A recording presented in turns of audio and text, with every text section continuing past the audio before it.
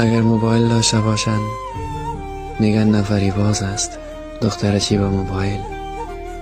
اگر موبایل نداشته باشن میگن فامیلش اعتماد نداره سرش که برش موبایل نخریده تا ای که کدام کاری نکنه. اگر فیسبوک یا تیک تاک استفاده میکنه خب بیخی نامشان بد است و میگن دختر فیسبوکی و تیک تاکی است. اگر درها سر خود پایین بندازن میگن چی کرده که سر خود از خجالت پایین انداخته.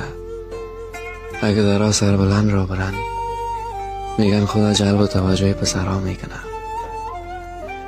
اگر زود ازدواج کنن باز میگن که البته دختری خوبی نبود، فامیلش از ترس تو تیره و شوی دادن. اگر دیر ازدواج کنه میگن چندان دختری نبود، خواستگار نداشت. آخر تا چی وقتی قسم میکنید؟